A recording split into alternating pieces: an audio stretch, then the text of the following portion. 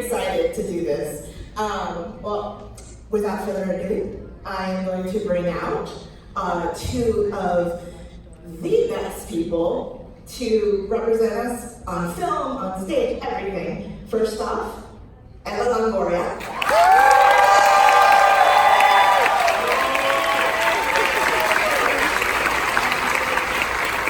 And we have also Eugenio Derbez.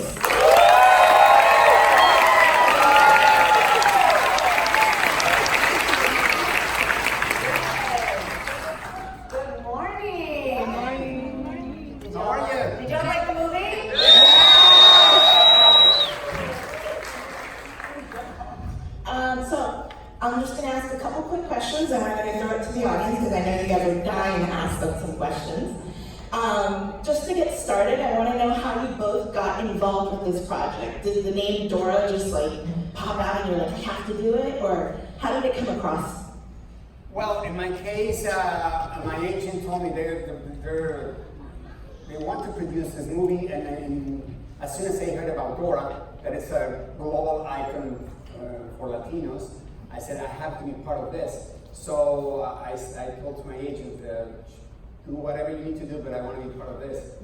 It's important for us. I mean, I've been always like fighting to change the stereotype, to break the stereotype, to change the way Hollywood see Latinos or portray Latinos on screens. They always, they were always calling me to play criminals, drug lords, or best case scenario, the gardener or the cook or whatever.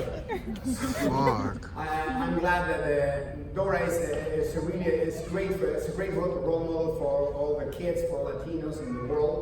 So I'm glad to be part of it. Similar, you know, I grew up with Dora, and then they called and said, "Will you play Dora's mom?" I was like, "What?" So excited because we never really saw Dora's mom in the cartoon. We saw her like once in a while, and so I was just excited they were doing a live action version of this. As you can see, it totally makes sense, and you understand why Dora is the way she is because you meet her parents and you see she's in the jungle, and it's just such a great. It was a great script, great story, and I was like, if I am not a part of this, I don't know what I'm going to do. So we shot it in Australia, and I had just had my son. My son was 2 months old, so I almost didn't do the movie because I didn't know how I was going to do. I didn't know, like, how am I going to? I still have a baby. I just had a baby. That's why I'm 40 pounds heavier. And still gorgeous. And still gorgeous. But it was, we got on set, and it was so funny being in Australia, being in a different country, where everybody's Australian. Michael, Eugenio, Isabella, Jeffrey, we're all on set, joking, speaking Spanish, making fun of the food. You know, so it was really fun to have that experience as probably the only Mexicans in Australia. In the middle of the jungle. Like, there's no tacos there. we were being stereotypical now. Well, I did want to talk, I'm a mother as well. So as parents, I think we kind of forget, we talk so much about representation matters, but we forget it matters on a kid's level as well. Dora was, I think, one of the first times I saw a Latina girl having adventures, speaking Spanish, and it was on a mainstream American channel. So I want to talk a little bit, if you can relate, especially since you just became a mom. You have grown children and little ones.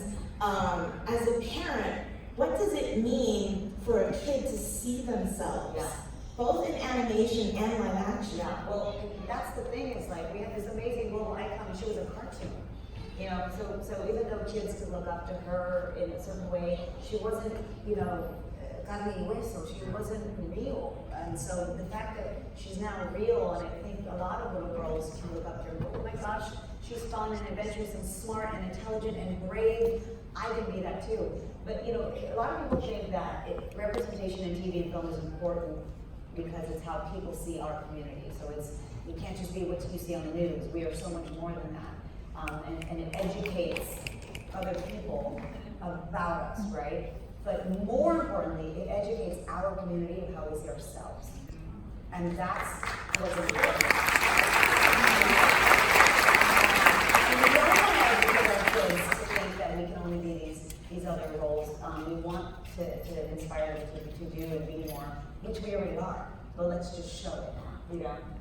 Yeah. And also it's important that they can see reflected on the screen, that they can see probably the first Latino superhero in Hollywood, and they can say, I look like her. She's same skin, same type, she's Latina.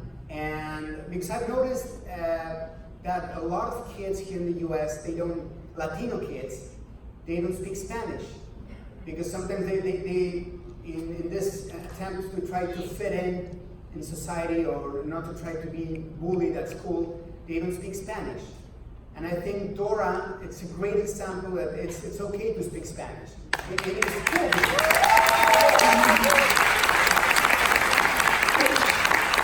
I think you bring up a great point, but that's also what fascinated me about this is there's English, there's Spanish, and then there's indigenous languages. I think It's a real quechua. Just let me tell you really quick.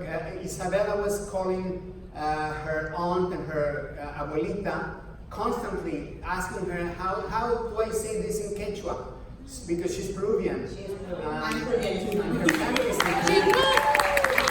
So all the Quechua that you heard in the movie, it's real, it's authentic. She was amazing on set. She could do those lines. She was like, yeah, wow. I mean, so she was really speaking Quechua. Yeah. The importance of hearing our languages, even if we don't speak it, I think it's starting to change. I mean, I noticed like Jane the Virgin, one of the characters speaks only in Spanish. Roma went on to the Oscars and it was entirely in Spanish with some indigenous language in there too. How important is it to see that reflection as well? Not just like the physical or the family bond, but the language. Language is a big part of our culture. You know, there's so many beautiful things that stem from being Latino: food, music, language, religion, tradition, familia.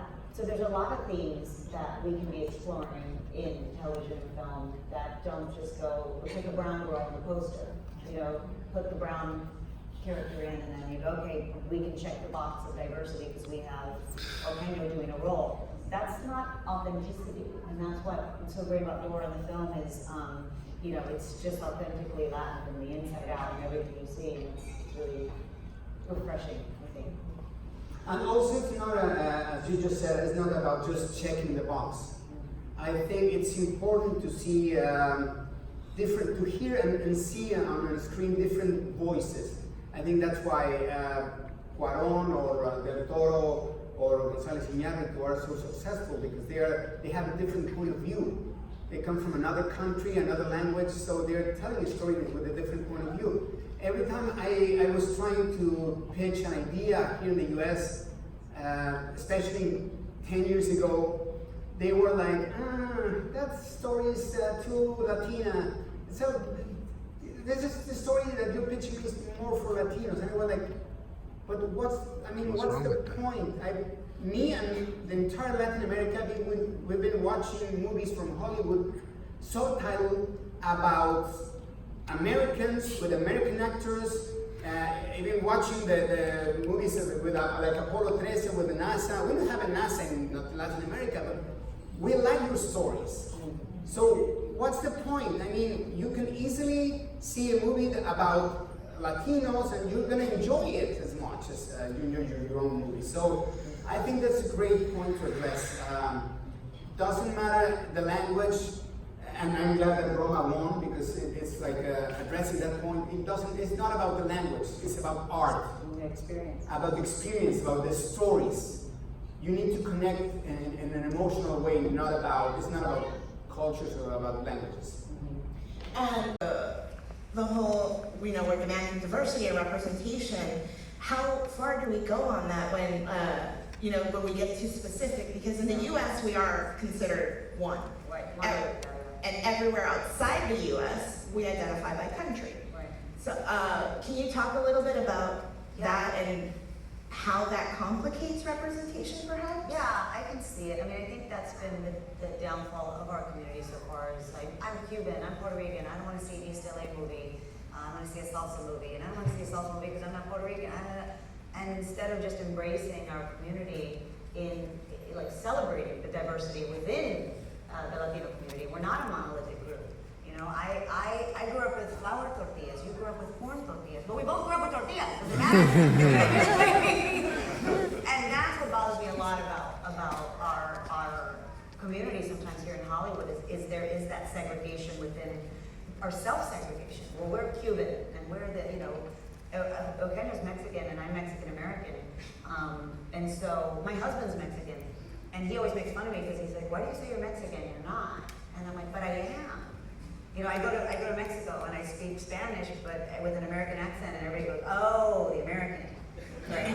And I'm here, and everybody goes, "Oh, the Mexican." Where you're lucky because you just get to be Mexican all the time.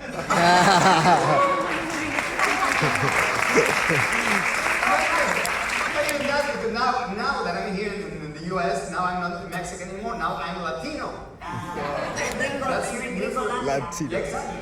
But even Latino, the Latino term is something new for all of us. I mean, at least for me and the ones who come from Latin America or another country, that were born in Mexico, Ecuador, Cuba, whatever. Because back there, I was Mexican or whatever, Cuban, Peruvian, whatever. You come here and now you're Latino. And it's like, and everyone is like, are you Latino or Hispanic? Because I don't want to be rude. And I was like, I don't know. It's as new for me as it's for you. I don't know the difference, but you can call me whatever you want. Let me tell you, the other day I was in a restaurant. This is how crazy it's getting. I was at the restaurant with a friend, and her friend said, hey, I'll bring you some hot sauce. She was like, yeah, but it's too hot. He was like, yeah, don't worry, I'm Mexican. And the waiter was like, what? is that politically correct? And we're like, yeah, we're Mexicans. And he was like, so we can say Mexicans? We're like, yeah, we're Mexicans. It's just that everything is so politically incorrect nowadays that it's just scary. Well, no, and it's fucking stupid. a detriment to the art of filmmaking, especially now that we're in entertainment, we're in a global community of producing.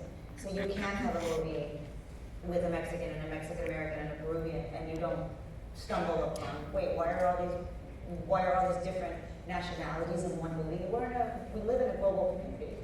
It should not matter. I remember when Jennifer Lopez was cast as Selena, right? And there was a big uproar, and I'm from Corpus Christi, so that I was like, but she did an amazing job, right? And I was like, wow, I don't know who would have done that role. And the point of it is, we want the best people doing the best work and representing our image in the best way possible. So you want to be set up for success in that. So sometimes, I think we can be oversensitive to it. But at the same time, if you're doing an Aztec series, you should definitely have some indigenous representation. So I understand both sides of that coin. It's just, I think my big message about any of it is support all of it.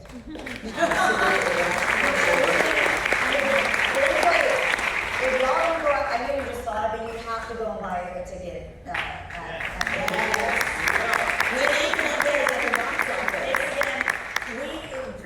The studios are not going to continue to make Doras or anything like it if we don't show them our economic buying power at the box office. Can you imagine the day after the Dora premiere, if we broke the Lion King's record? Like, just imagine. Let's put that in the universe, right? Shit. Latino will be all over the news worldwide. Yeah, like what if they go, oh my gosh, they beat something so mainstream, and people thinking that Dora's not mainstream, or Dora's for Latinos. It's a movie for everybody. Everybody's going to enjoy it.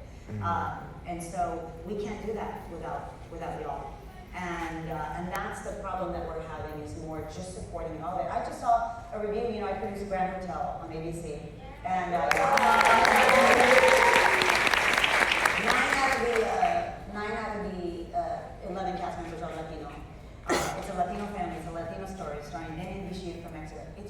I read a critic, and this is your field of work. I saw a Latino critic just destroy it in a review. Jeez.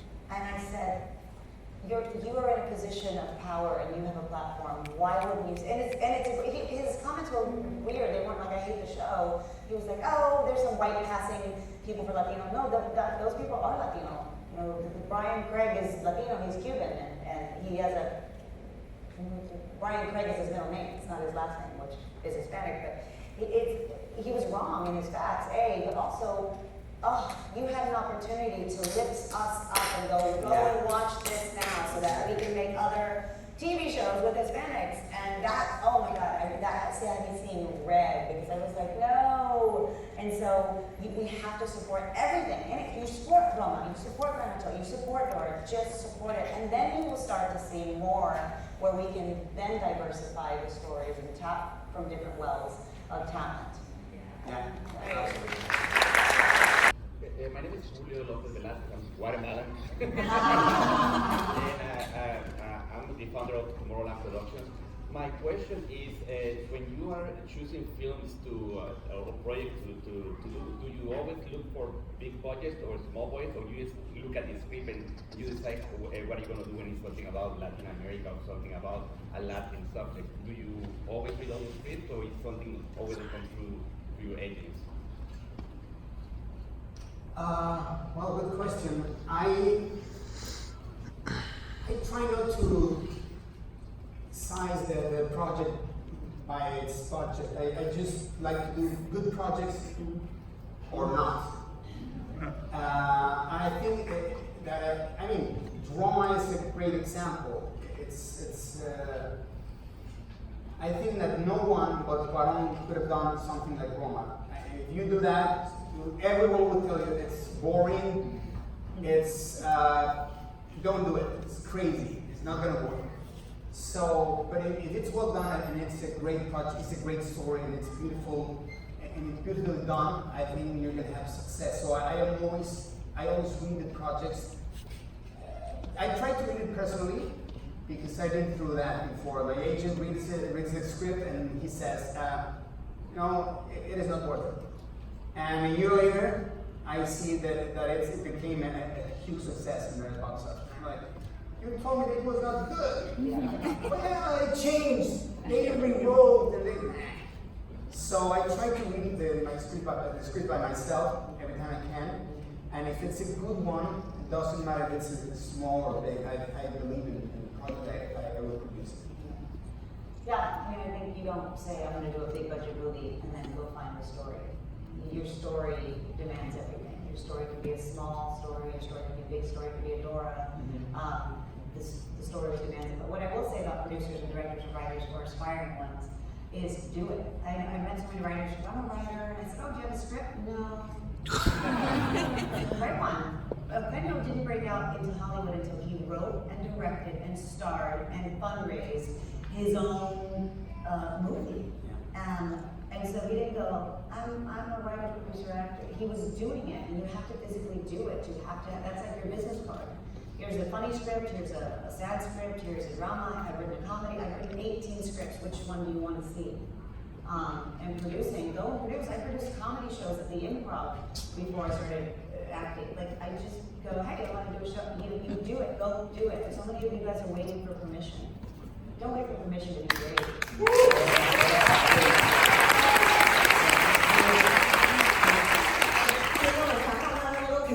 I spoke to Gloria Kelly Calderon a few months ago, and she told me that Mike Royce, which was her co-showrunner, I believe, told her that in order to get a kind of a Latino TV show produced, that sometimes he does not specify it's Latino, that he goes in general and then he casts a Latino for it.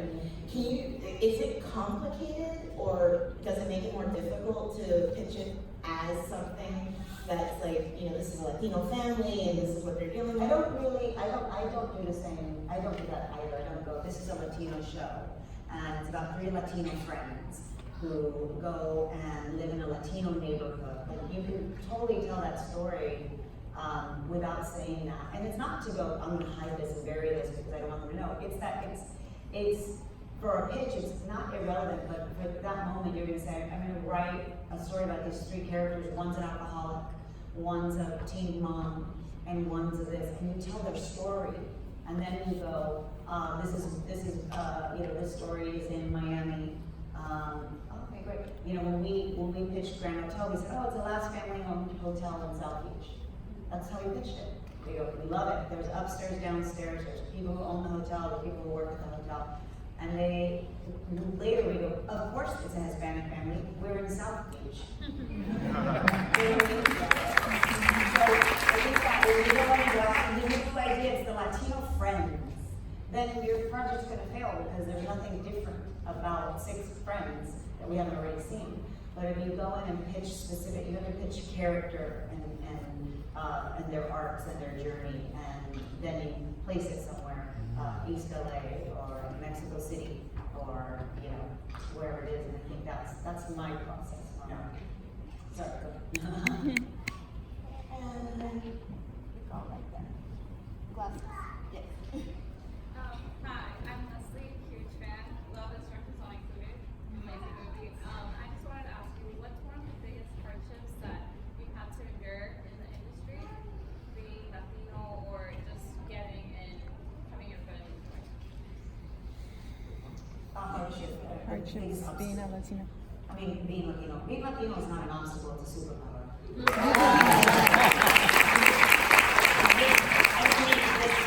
hate that question. Because what's your biggest obstacle as a Latino? I am Latino, so what's your obstacle? That's the question. What's your obstacle? And there's many obstacles just because Hollywood's a hard industry. There's, I think, 6,000 actors a month arrive to become an actor in Hollywood, and 6,000 leave. Right? So there's this constant.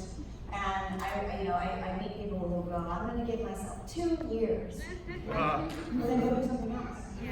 Because I never thought I would do something else. You know what I mean? And so it's perseverance. It's all of these values and virtues that you should have as a human being anyway. Whether you're a dentist, whether you're a doctor, whether you're a lawyer, you be the best of that. And what does it take to be the best lawyer or doctor, lawyer? Discipline, education, learning your craft, having tough skin. So it's like, you just apply that to whatever industry you want to do. Persevere and have dreams and goals, and then figure out how to reach them.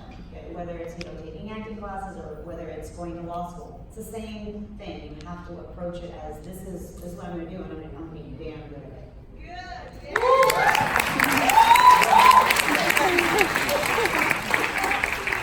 No, but I get your question more or less.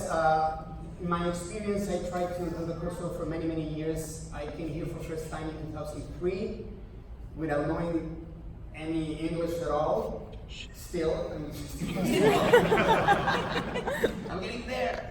But so I really tried, and it was really hard because of language. Because nowadays it's like cool to be Latino, but a few years ago it was a little bit more hard. It was harder. So what I did, I remember I quit after 10 years of trying. I said, no more. I quit. I'm gonna go back, and I'm gonna do my own stuff. So I went back to Mexico, and I was developing by then my first script as a director and writing a feature film. That it was instruction when I quit.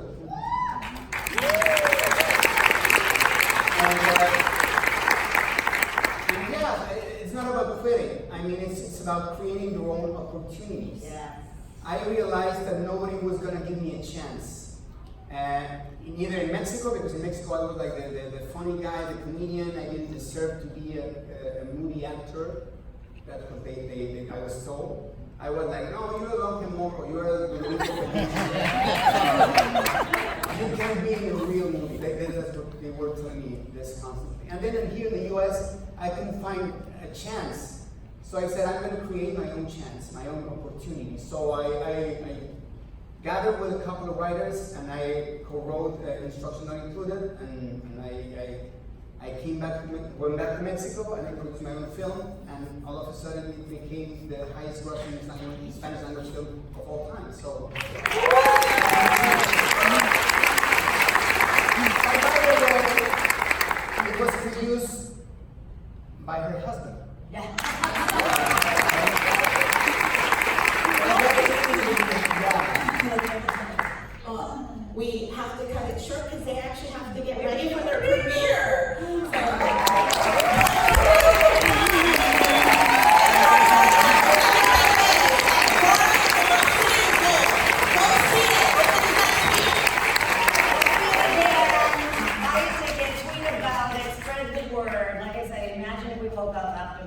first weekend, and it was just a record box office because of the Latino audience that we saw.